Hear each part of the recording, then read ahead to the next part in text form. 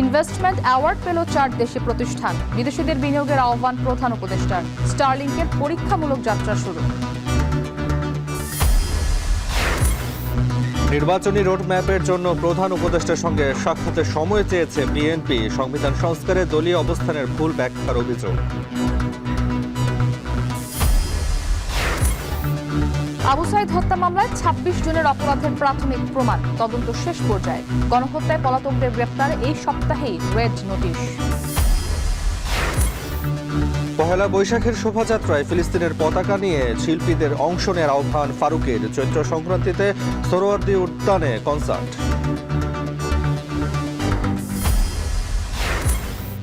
এবং বিপিএল এর পর ডিপিএলেও পারিশ্রমিক কেলেঙ্কারি। পাওনা না পেয়ে অনুশীলন বর্জন পারটেক্সার, ম্যাচ বর্জনের হুঁশিয়ারি।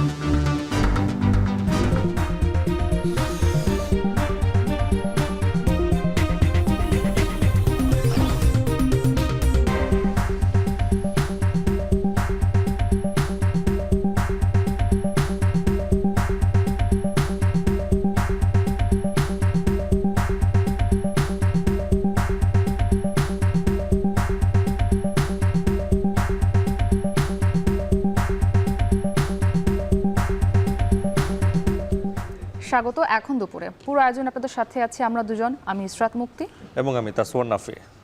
মুক্তি, বাংলাদেশে বিদেশি বড় ব্যবসায়ীদের বিনিয়োগের আহ্বান জানিয়েছেন প্রধান উপদেষ্টা এবং হোটেল ইন্টারকন্টিনেন্টাল বিনিয়োগ সম্মেলনে আনুষ্ঠানিক উদ্বোধন অনুষ্ঠানে তিনি এই আহ্বান জানান।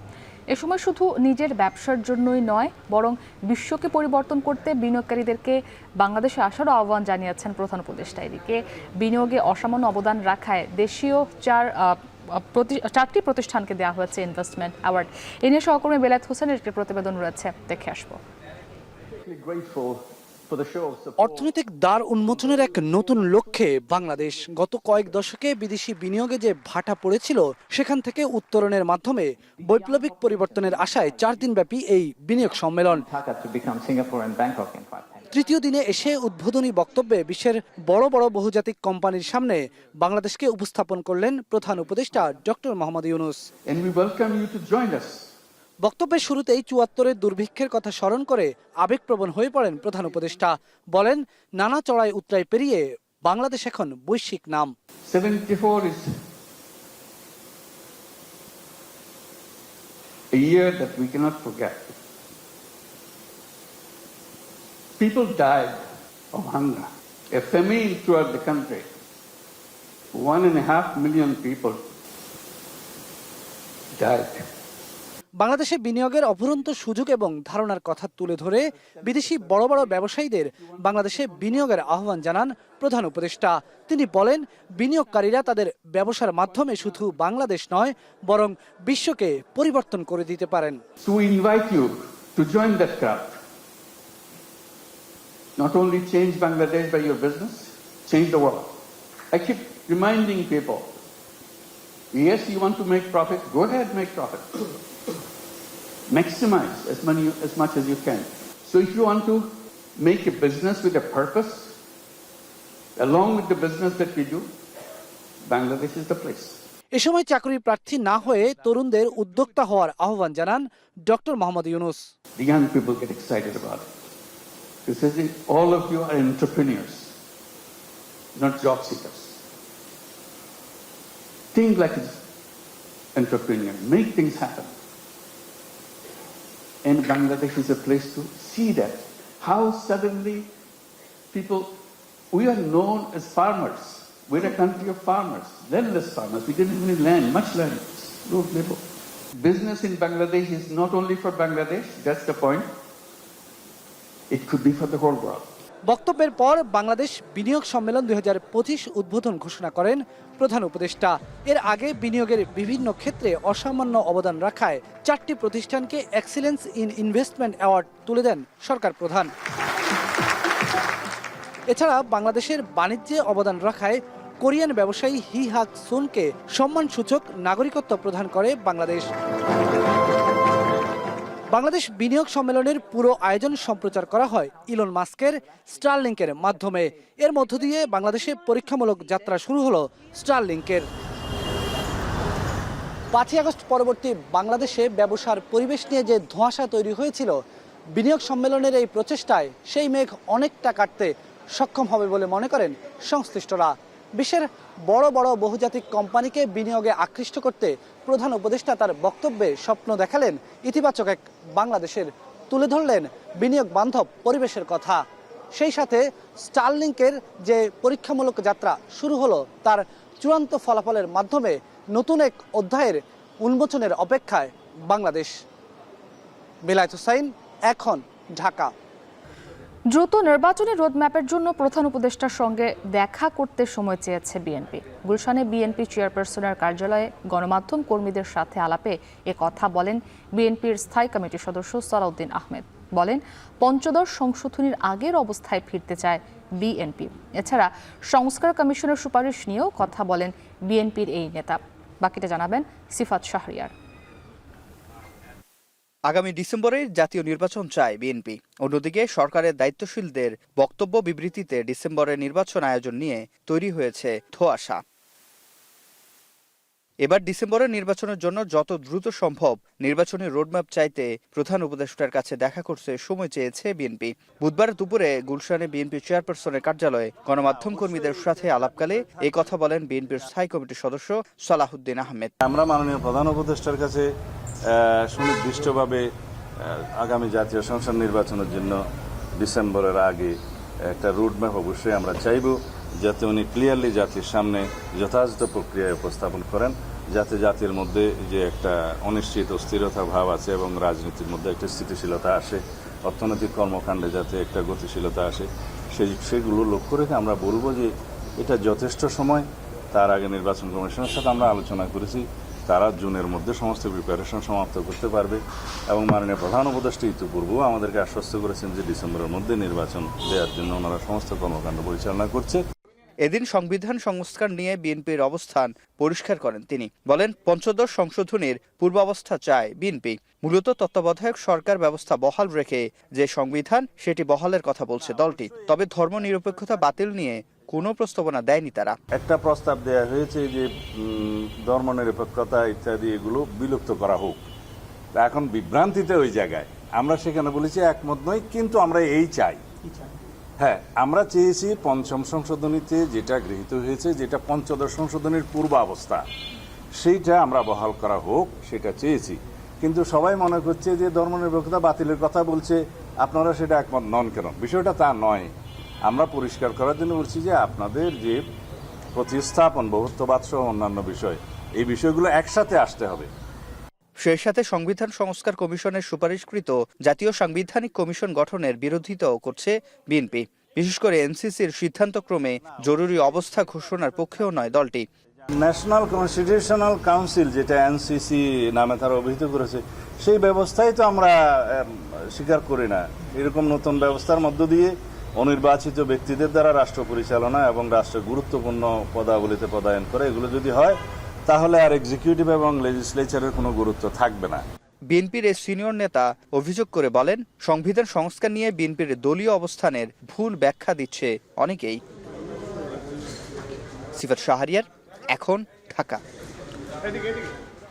ত্রয়োদশ জাতীয় সংসদ নির্বাচনে প্রবাসীদের যে কোনো মূল্যে ভোটের আওতায় আনা হবে। এতে 3টি পদ্ধতি নিয়ে যাচাই বাছাই চলছে। এজন্য দেশসেরা প্রযুক্তিবিদদের পরামর্শ নেবে ইসি। সকালে নির্বাচন কমিশনার আব্দুল ফজল মোহাম্মদ সানাউল্লাহ ব্রিফিং করেন। বিস্তারিত জানাবেন মিয়া আমিরুল। দেশের অর্থনীতিতে প্রবাসীদের বড় ভূমিকা রয়েছে। সবশেষ মার্চ মাসে রেকর্ড $329 কোটি রেমিটেন্স এসেছে। 5 আগস্ট সরকার পতনেও এই প্রবাসীরা গুরুত্বপূর্ণ চালক ছিল। ফ্যাসিবাদের বিরুদ্ধে বিক্ষোভ করায় চাকরি হারাতে হয়েছে অনেককেই, ফিরতে হয়েছে দেশে। অন্তর্বর্তী সরকার দায়িত্ব নেওয়ার পর দেশের শাসন ব্যবস্থা পরিবর্তনে প্রবাসীদের অংশগ্রহণ নিয়ে কাজ করে যাচ্ছে। সেই ধারাবাহিকতায় প্রায় 1.5 কোটি প্রবাসী ভোটারের ভোটিং পদ্ধতি নির্ধারণে কর্মশালার আয়োজন করে নির্বাচন কমিশন। বুধবার গণমাধ্যমের সাথে কথা বলেন নির্বাচন কমিশনার আবুল ফজল মোহাম্মদ সানাউল্লাহ। বলেন, এবার প্রবাসী বাংলাদেশিদের যে কোনো মূল্যে ভোটের আওতায় আনা হবে। এতে কয়েকটি পদ্ধতি যাচাই বাছাই চলছে। সব মিলিয়ে বাস্তবায়নযোগ্য হলে প্রক্সি ভোট নিয়ে সিদ্ধান্ত চূড়ান্ত হতে পারে। প্রবাসী ভোটারদের জন্য একটা রেজিস্ট্রেশনের ব্যবস্থা রাখতে হবে। এটা বলতে ভোটার রেজিস্ট্রেশন না, এটা হচ্ছে প্রবাস থেকে ভোট দেওয়ার জন্য রেজিস্ট্রেশন। ইলেকশন কমিশন পাচ্ছে আমরা প্রক্সি ভোট হচ্ছে আমাদের হাতে একমাত্র অপশন, যেটা দিয়ে আমরা বড় পরিসরে করতে পারবো। প্রক্সি ভোটের পক্ষেও এসছে, বিপক্ষেও এসছে। কোনো একটা প্রতিষ্ঠান প্রক্সি ভোটকে নাম্বার 1 হিসেবে কালকে সাজেস্ট করেছে। প্রাথমিক অবস্থায় কমিশন 178টি গণতান্ত্রিক দেশে জরিপ করে প্রবাসীদের ভোটের সুযোগ থাকা এমন অন্তত 115 দেশ নিয়ে গবেষণা করা হয়। আমরা দেখেছি পৃথিবীতে প্রায় 25টা বা তারও ততোধিক দেশ প্রক্সি ভোট করছে, এবং এক একজন, যেমন কারোর জন্য হয়তো শুধুমাত্র পেশেন্ট বা যারা হসপিটালে আছে বা ডিসেবল বা ওল্ড এজ যাদের, তাদের জন্য আছে। সবার জন্য উন্মুক্ত দু একটা দেশের নাম বলি। ফ্রান্স, তারা সব যে কোনো নাগরিক প্রক্সি ভোট দিতে পারে। নেদারল্যান্ডস, যে কোনো নাগরিক প্রক্সি ভোট দিতে পারে। Switzerland, UK. এই কর্মশালায় বিভিন্ন সরকারি বেসরকারি সংস্থার কর্মকর্তা, বিশ্ববিদ্যালয়ের শিক্ষক, বিশেষজ্ঞ ও নির্বাচন কর্মকর্তা সহ অন্তত 80 জন অংশ নিয়েছিলেন। মিয়া আমিরুল, এখন, ঢাকা। জুলাই গণঅভ্যুত্থানে ছাত্র জনতার আন্দোলনে রংপুরের শহীদ আবু সাইদ হত্যার ঘটনায় 26 জনের বিরুদ্ধে অপরাধের প্রাথমিক প্রমাণ পেয়েছে প্রসিকিউশন। মামলার তদন্ত শেষ করতে আরও 2 মাস সময় দিয়েছে ট্রাইব্যুনাল। এদিকে অপর এক মামলায় সাবেক আইজিপি সহ পুলিশের 3 শীর্ষ কর্মকর্তাকে 1 দিন করে রিমান্ড দিয়েছে ট্রাইব্যুনাল। মশিউর অনিকের প্রতিবেদন। জুলাই আগস্ট গণঅভ্যুত্থানে প্রথম শহীদ রংপুরের আবু সাইদ। উত্তাল সেই সময়ে বেগম রোকেয়া বিশ্ববিদ্যালয়ের এই শিক্ষার্থী নিহত হন পুলিশের গুলিতে। এই ঘটনায় শেখ হাসিনাকে প্রধান আসামি করে আন্তর্জাতিক অপরাধ ট্রাইব্যুনালে মামলা করা হয়। গত 2রা মার্চ ট্রাইব্যুনালের নির্দেশ অনুযায়ী বুধবার সকালে সাবেক এএসআই আমির হোসেন, তাজহাট থানার কনস্টেবল সুজন চন্দ্র রায়, বেগম রোকেয়া বিশ্ববিদ্যালয়ের সাবেক প্রক্টর শরীফুল ইসলাম ও বিশ্ববিদ্যালয় ছাত্রলীগের সাধারণ সম্পাদক ইমরান চৌধুরীকে আদালতে হাজির করা হয়। শুনানিতে প্রসিকিউশন জানায় 26 জনের বিরুদ্ধে অপরাধের প্রাথমিক প্রমাণ পাওয়া গেছে এবং তদন্ত শেষ পর্যায়ে রয়েছে। পরে ট্রাইব্যুনাল তদন্ত শেষ করতে আরও 2 মাস সময় দিয়েছেন। আমরা তদন্ত রিপোর্টের জন্য যে সময় চেয়েছি সেটা ট্রাইব্যুনাল মঞ্জুর করেছেন। আমরা 15/6 পরবর্তী দিন ধার্য হয়েছে। 26 জনের বিরুদ্ধে প্রাথমিকভাবে এখন পর্যন্ত আমরা অভিযোগ পেয়েছি। আমাদের তদন্ত প্রায় শেষ পর্যায়ে। আশা করছি আমরা পরবর্তী ধার্য তারিখে রিপোর্টটা দাখিল করতে পারব। এদিকে কল্যাণপুরের জাহাজবাড়িতে জঙ্গি সাজিয়ে 9 জনকে হত্যার ঘটনায় সাবেক আইজিপি AKM শহীদুল হক, সাবেক ডিএমপি কমিশনার আসাদুজ্জামান মিয়া সহ 3 পুলিশ কর্মকর্তাকে 1 দিন করে জিজ্ঞাসাবাদের অনুমতি দিয়েছেন ট্রাইব্যুনাল। জঙ্গি নাটক সাজানোর যে ঘটনা ঢাকায় ঘটেছে, বিভিন্ন দেশে ঘটেছে, সেই মামলায় গ্রেপ্তারকৃত আসামি AKM শহীদুল হক, সাবেক আইজিপি, মোহাম্মদ আসাদুজ্জামান মিয়া, সাবেক ডিএমপি কমিশনার, এবং জসিমউদ্দিন, সাবেক ডিসি মিরপুর, এদেরকে আমরা ইন্টারোগেশনের জন্য আবেদন করেছিলাম। অনারেবল ট্রাইব্যুনাল আমাদের আবেদন মঞ্জুর করেছে। আন্তর্জাতিক অপরাধ ট্রাইব্যুনালে জুলাই গণহত্যার অভিযোগে বর্তমানে মোট 23টি মামলা রয়েছে। প্রসিকিউশন জানায় 3টি মামলার খসড়া প্রতিবেদন চূড়ান্ত পর্যায়ে রয়েছে। মশিউর অনিক, এখন, ঢাকা। জুলাই আগস্টে গণহত্যার অভিযোগে পলাতকদের গ্রেপ্তারে চলতি সপ্তাহে জারি হচ্ছে রেড নোটিশ। শেখ হাসিনার বিচারকে সর্বোচ্চ অগ্রাধিকার দিচ্ছে আন্তর্জাতিক অপরাধ আদালতের prosecution team. Chief prosecutor Tajul Islam বলেন, কোনো প্রকার বাধা আটকাতে পারবে না গণহত্যার বিচার। মশিউর অনিকের প্রতিবেদন। তরতাজা এভিডেন্স আছে, ভিডিও ফুটেজ আছে, অভিযোগ আছে, ছবি আছে, তারপরে জাতিসংঘের রিপোর্টে আছে। এরপরেও গোয়েবলসের পক্ষেও লজ্জা হবে যদি বলে যে এখানে কোনো শিশু মারা যায় না।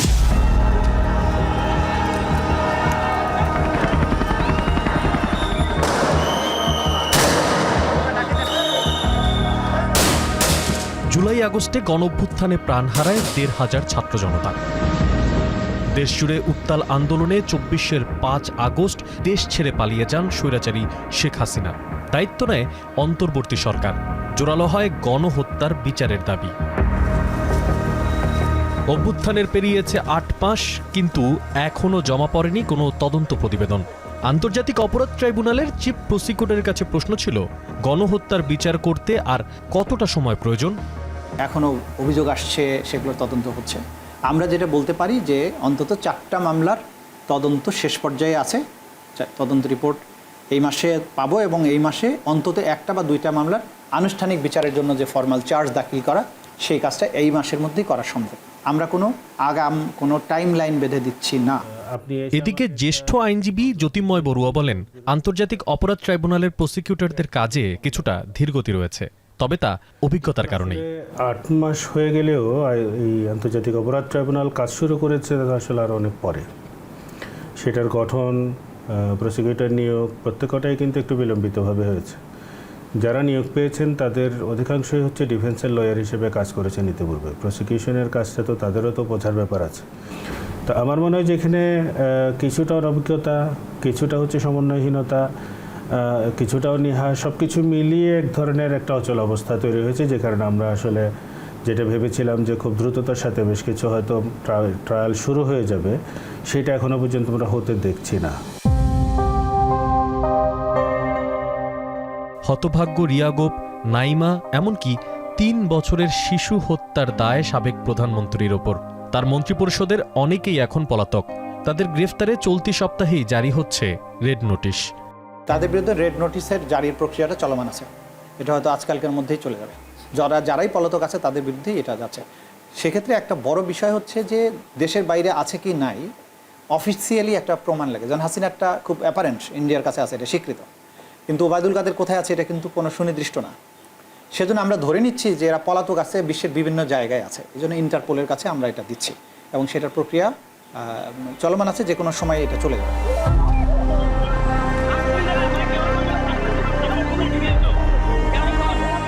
দেড় হাজার ছাত্র জনতার মধ্যে গণহত্যার শিকার প্রায় 200 শিশু, যার দায় প্রথমত আওয়ামী লীগের শীর্ষ নেতাকর্মী ও আইন শৃঙ্খলা বাহিনীর। তাই এই বিচার নিয়ে উৎসুক জনগণ, যার সাথে জড়িয়ে রাজনৈতিক দল হিসেবে আওয়ামী লীগের ভবিষ্যৎ ও আগামী জাতীয় নির্বাচনের ইস্যুটিও। মশিউর অনিক, এখন, ঢাকা। ঈদ উদযাপন শেষে এখনও ঢাকা, টাঙ্গাইল, সিরাজগঞ্জ মহাসড়ক হয়ে রাজধানীতে ফিরছেন উত্তরাঞ্চলের যাত্রীরা। এতে যমুনা সেতুর পশ্চিম মহাসড়ক সহ বিভিন্ন মোড় ও বাসস্ট্যান্ডে যাত্রীদের ভিড় রয়েছে। আজ সকাল থেকে সিরাজগঞ্জের কড্ডার মোড় ও হাটিকুমরুল মোড়ে ছিল কর্মস্থলে ফেরা যাত্রীদের ভিড়। বাসে বাড়তি ভাড়ার কারণে অনেকেই দীর্ঘ সময় মহাসড়কে দাঁড়িয়ে থাকতে হচ্ছে। নিরুপায় হয়ে অনেকেই পণ্যবাহী ট্রাকে কর্মস্থলে ফিরছেন। যাত্রীদের অভিযোগ, গণপরিবহন সংকটে স্বাভাবিক সময়ের থেকে বাড়তি ভাড়া আদায় করছে পরিবহন সংশ্লিষ্টরা।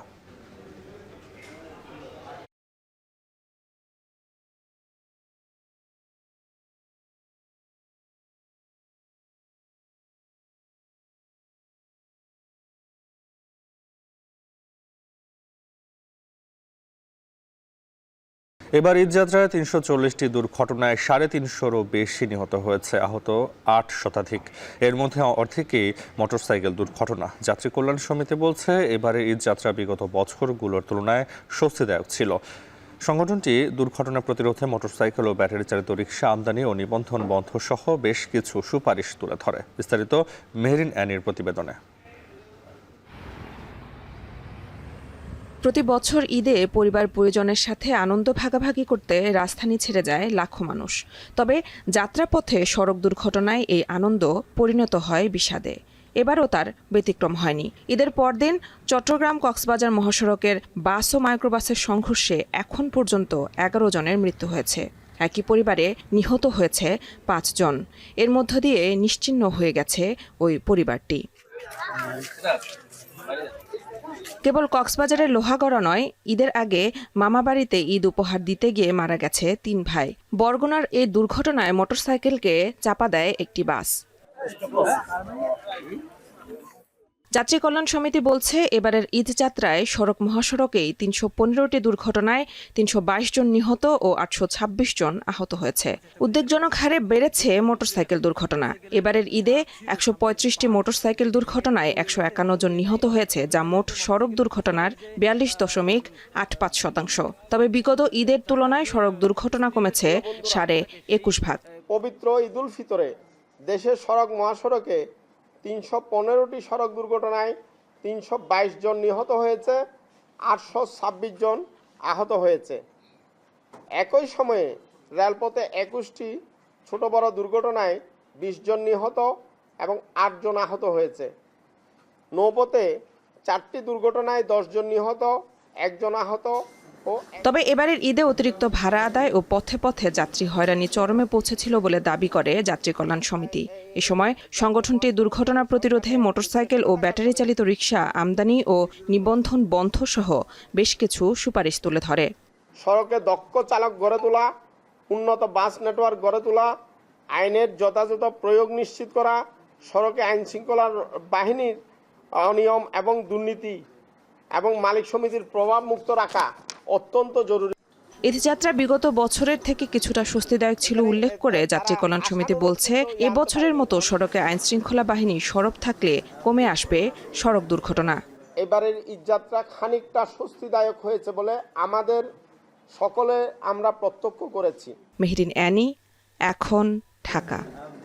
কাল থেকে শুরু হচ্ছে এসএসসি ও সমমানের পরীক্ষা। অংশ নেবে 19,28,000 পরীক্ষার্থী। কেন্দ্রে কেন্দ্রে পৌঁছে গেছে উত্তরপত্র সহ অন্যান্য সামগ্রী। অন্তর্বর্তী সরকারের অধীনে প্রথম এমন বড় পাবলিক পরীক্ষায় বাড়তি সতর্ক থাকার পরামর্শ শিক্ষাবিদদের।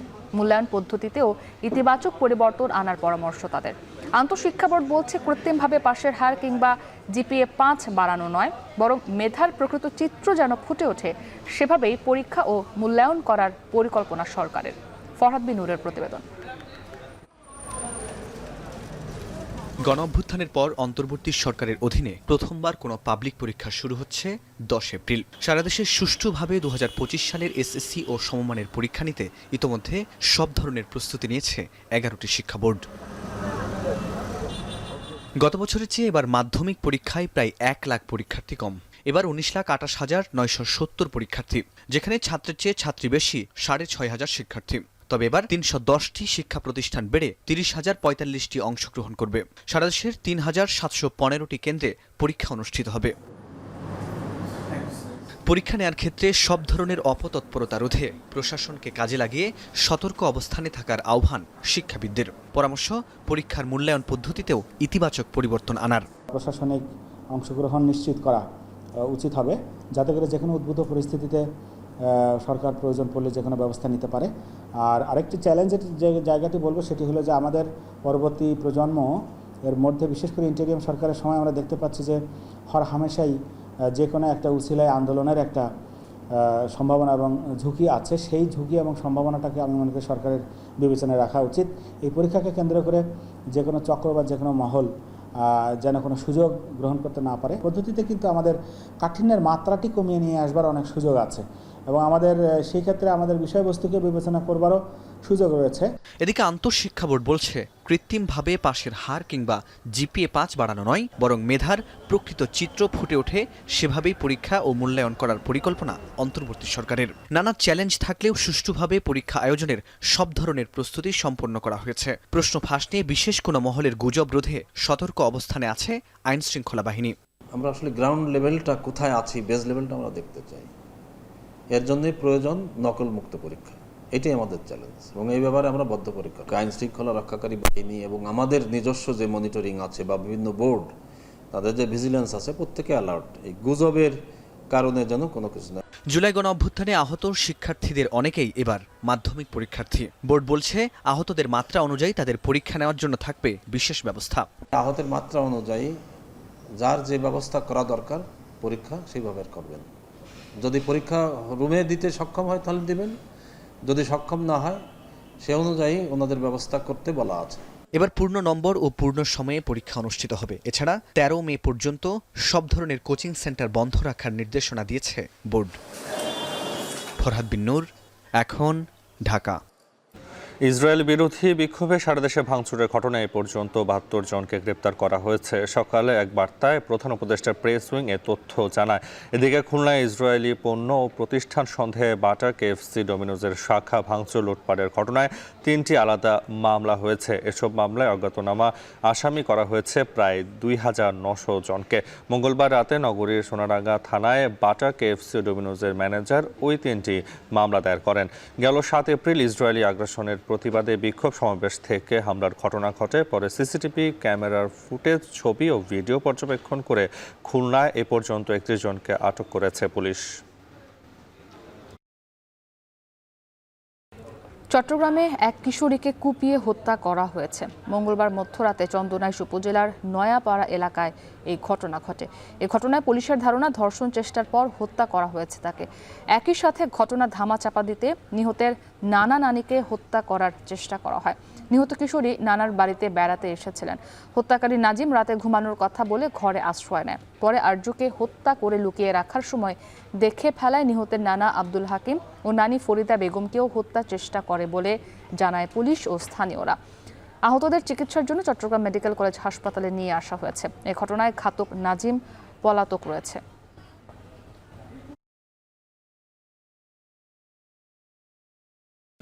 চৈত্র সংক্রান্তি ও বাংলা নববর্ষ উপলক্ষে বাংলাদেশ শিল্পকলা একাডেমি এবং বাংলাদেশ মিউজিক্যাল ব্যান্ডস অ্যাসোসিয়েশনের যৌথ আয়োজনে সংবাদ সম্মেলনে কথা বলছেন সংস্কৃতি বিষয়ক উপদেষ্টা মোস্তফা সরোয়ার ফারুকী। সরাসরি চলে যাচ্ছে সেখানে।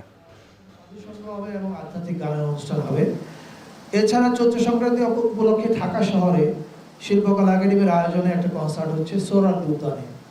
এই কনসার্টটা আমরা আশা করব অনেক বড় একটা কনসার্ট হবে, অনেক মানুষ অংশগ্রহণ করবে।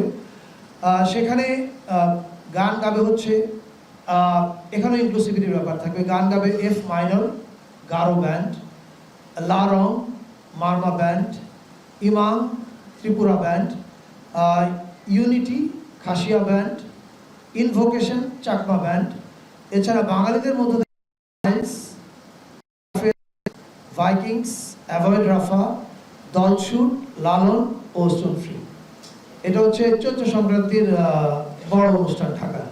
চৈত্র সংক্রান্তিতে ঢাকায় আরেকটা বড় অনুষ্ঠান হবে, সেটা হচ্ছে নবপ্রাণ আন্দোলনের উদ্যোগে শিল্পকলা একাডেমিতে দিনব্যাপী ধামাইল নৃত্য, গান, ভিডিও প্রদর্শনী এবং সন্ধ্যায় বাউল ও ফকিরি গান। এছাড়া আরেকটা উৎসবের কথা আমি বলতে চাই। আমরা শুধু ঢাকা এবং পাহাড়ের কথা যে ভাবছি তা না, আমরা আসলে একদম রিমোট জায়গাতেও মানুষ যেন উৎসব করতে পারে সেটার দিকেও আমরা খেয়াল রাখছি। আপনারা জানেন যে শ্রীমঙ্গল বা মৌলভীবাজার ওই এলাকায় আমাদের অনেক চা শ্রমিক কাজ করেন। তাদের পর্যাপ্ত উৎপাদন, শুল্ক ছাড় আর সরকারি বেসরকারি পর্যায়ে লাখ লাখ টন আমদানি, এরপরও ঠেকানো যাচ্ছে না চালের মূল্য বৃদ্ধি। 2 সপ্তাহের ব্যবধানে কেজিতে 3 থেকে 7 টাকা পর্যন্ত বেড়েছে চালের দাম। বাড়তি দামে হিমশিম অবস্থা ক্রেতার। ব্যবসায়ীরা বলছেন সরকারের নীতিগত নানা সিদ্ধান্তে বাজারে চালের সরবরাহ বেড়েছে, তবে প্রশাসনের নজরদারি না থাকার সুযোগ নিচ্ছে সিন্ডিকেট। আর বিক্রেতাদের দাবি ধানের দাম বৃদ্ধির প্রভাব পড়েছে বাজারে। শোয়েব রহমানের প্রতিবেদন। গত কয়েক মাস ধরে চট্টগ্রামের বন্দর দিয়ে লাখ লাখ টন চাল আমদানি হয়েছে দেশে। ভারত, পাকিস্তান, মিয়ানমার থেকে একের পর এক জাহাজ ভিড়েছে বন্দরে। সরকারি এসব চালের পাশাপাশি হিলি ও বেনাপোল বন্দর দিয়েও ভারত থেকে চাল আমদানি করেছেন ব্যবসায়ীরা, অথচ বাজারে এর কোনো প্রভাব নেই। গেল 2 মাস ধরেই অস্থির চট্টগ্রামের চালের বাজার। বিশেষ করে সরু চালের অবৈধ মজুত করে দাম বাড়ানোর পায়তারা করছে একটি অসাধু চক্র। শেষ পর্যন্ত হয়েছেও তাই। কয়েকদিনের ব্যবধানে আবারও মিনিকেট, নাজিরশাইল, কাটারি আতপের দাম বেড়েছে কেজিতে 5 থেকে 7 টাকা পর্যন্ত। বর্তমানে পাহাড়তলির বাজারে নাজিরশাইল 88 থেকে 90 টাকা, জিরাশাইল 85 থেকে 90 টাকা, মিনিকেট 70 থেকে 75 টাকা এবং কাটারি আতপ বিক্রি হচ্ছে 88 থেকে 90 টাকায়। দাম বৃদ্ধির কারণ হিসেবে মিল মালিকরা বলছেন আমনের মৌসুম শেষ হওয়ায় অস্থিতিশীল বাজার, যদিও প্রতিটি আড়তেই পর্যাপ্ত চালের সরবরাহ রয়েছে। চট্টগ্রামের বাজারে ভারতীয় চালের আধিপত্যই বেশি।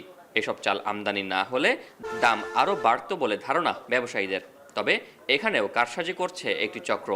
এখনো আপনার ইন্ডিয়ান চাউলগুলোকে ওরা ওদের মিলে নিয়ে প্রসেস করে ওদের বস্তা বিক্রি করে ওদের ব্র্যান্ডে বিক্রি করতেছে প্রায় 150 থেকে 200 টাকা বস্তা বেশি। জিরাশাল, একটা হলো নাজিরশাল, একটা হলো কাটারি আতপ আর একটা হলো যে মিনিকেট আতপ। এই 4টে আইটেম আমাদের কিছু অসাধু ব্যবসায়ীর কারণে এই চাউলগুলোর দামটা মার্কেটে অস্থিতির পরিবেশ সৃষ্টি করছে। এদিকে বগুড়ার বিভিন্ন হাট বাজারেও একই চিত্র। আমন এবং ইরি মৌসুমের মাঝামাঝি সময় হঠাৎ করেই চালের দাম কেজিতে 2 থেকে 3 টাকা বেড়েছে। বর্তমানে কাটারি জাতের চাল পাইকারিতে বিক্রি হচ্ছে 73 থেকে 75 টাকায়। আর মাঝারি 28, 29 ও 49 জাতের চাল কিনতে ক্রেতার গুনতে হচ্ছে 62 থেকে 64 টাকা পর্যন্ত।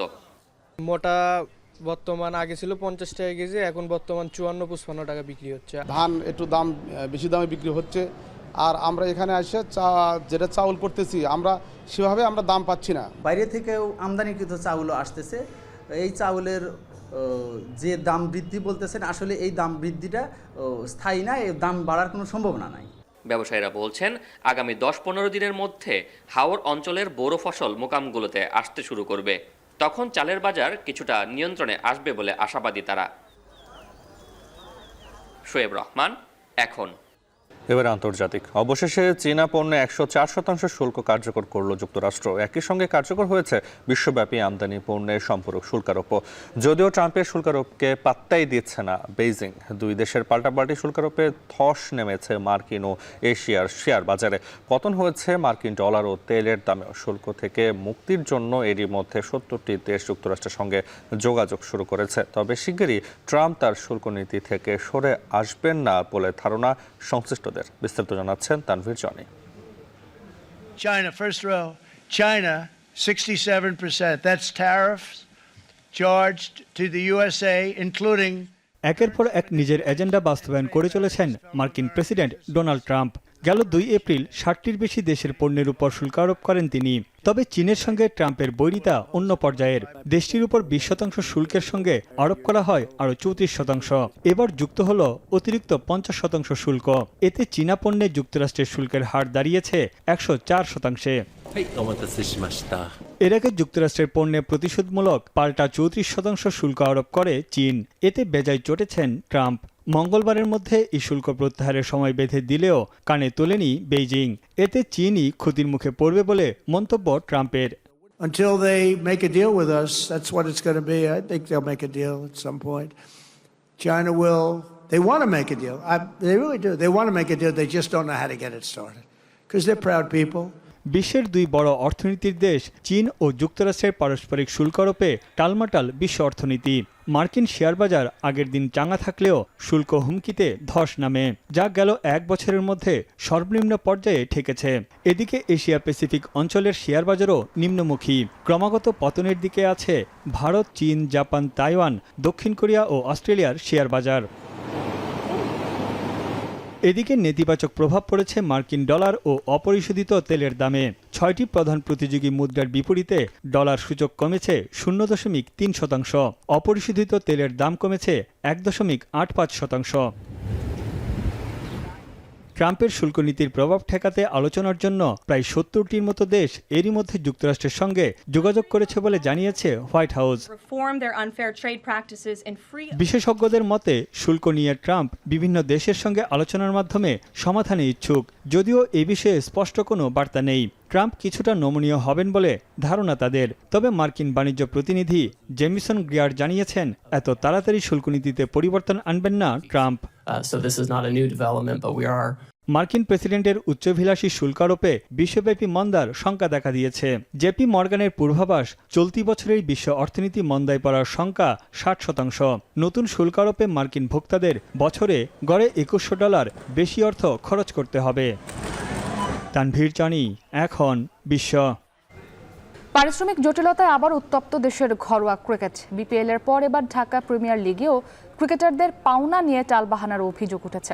এরই মধ্যে অনুশীলন বর্জন করেছেন পারটেক্স স্পোর্টিং ক্লাবের ক্রিকেটাররা। টাকা না পেলে ম্যাচ বর্জনেরও হুমকি দিয়েছেন তারা। তবে ক্লাব কর্তাদের দাবি এরই মধ্যে 60% পারিশ্রমিক পরিশোধ করেছেন তারা। রেদওয়ান শাওনের প্রতিবেদন। ঘরোয়া ক্রিকেটে পারিশ্রমিক জটিলতা যেন নিয়মিত দৃশ্যে পরিণত হয়েছে। আমরা যদি দেখি গত বিপিএল থেকে এই পারিশ্রমিক ইস্যু নিয়ে কথা হয়েছে বারবার। বিপিএলের ফ্র্যাঞ্চাইজিগুলো প্লেয়ারদের ঠিকমতো পারিশ্রমিক দেয়নি। এবার ডিপিএলও এলো সেই একই ঘটনা। আমার পেছনে দেখছেন এখনও প্র্যাকটিস করছে ডিপিএলে খেলা বেশ কিছু দল, কিন্তু এখানে একটি দল যারা প্র্যাকটিস বর্জন করেছে পারিশ্রমিক ইস্যুতে, পারটেক্স স্পোর্টিং ক্লাব। প্লেয়ারদের দাবি তারা এখন পর্যন্ত বুঝে পায়নি তাদের প্রাপ্য বেতনটাই। যিনি কোচ তিনি আসলে দাবি করেছেন যে প্লেয়াররা আসলে পারিশ্রমিক পেয়েছেন, কিন্তু কিছু প্লেয়ার পুরোপুরি পারিশ্রমিক না পাওয়ার কারণে এই জটিলতা তৈরি হয়েছে। আমরা জানতে পেরেছি আজকে সকাল 9টার দিকে তাদের এখানে প্র্যাকটিস করার কথা ছিল, কিন্তু শেষ পর্যন্ত তারা প্র্যাকটিসে আসেনি এবং তারা হুমকি দিয়েছে যদি তাদের আজ দুপুর 2টার মধ্যে তাদের পারিশ্রমিকটা না দেয়া হয় তাহলে তারা আগামীকাল যে ম্যাচ রয়েছে গাজী গ্রুপের বিপক্ষে সেই ম্যাচেও তারা মাঠে নামবে না। আমরা জানতে পেরেছি দলের সিনিয়র ক্রিকেটারের সাথে কথা বলেছি, মুক্তার আলীর সাথে কথা বলেছি, আমরা আলাউদ্দিন বাবুর সাথে কথা বলেছি।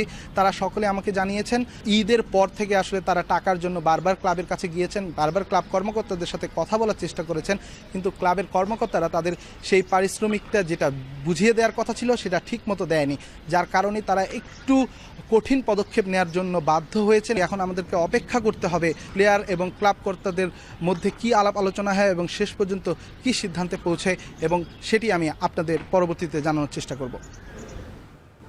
শেষ করব এখন দুপুর। তার আগে শিরোনামগুলো জানাবো আরও একবার। ইনভেস্টমেন্ট অ্যাওয়ার্ড পেল 4 দেশি প্রতিষ্ঠান, বিদেশিদের বিনিয়োগের আহ্বান, প্রধান উপদেষ্টা স্টারলিংকের পরীক্ষামূলক যাত্রা শুরু। নির্বাচনের রোডম্যাপের জন্য 16 এপ্রিল প্রধান উপদেষ্টার সঙ্গে দেখা করবে বিএনপি। সংবিধান সংস্কারে দলীয় অবস্থানের ভুল ব্যাখ্যার অভিযোগ।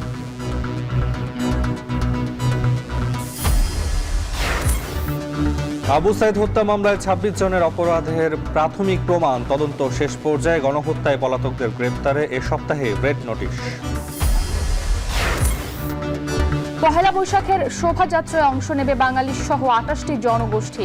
ফিলিস্তিনের পতাকা নিয়ে শিল্পীদের অংশ নেওয়ার আহ্বান ফারুকীর।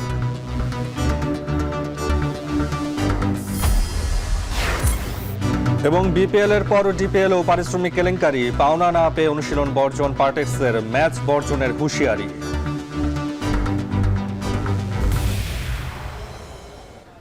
এই ছিল এখন দুপুরে। এখন টেলিভিশন ওয়েবসাইটে দেখতে ভিজিট করুন এখন.টিভি। এছাড়া ফেসবুকে দেখতে ভিজিট করুন facebook.com/tv.এখন এবং ইউটিউবে দেখতে ভিজিট করুন youtube.com/এখন.tv।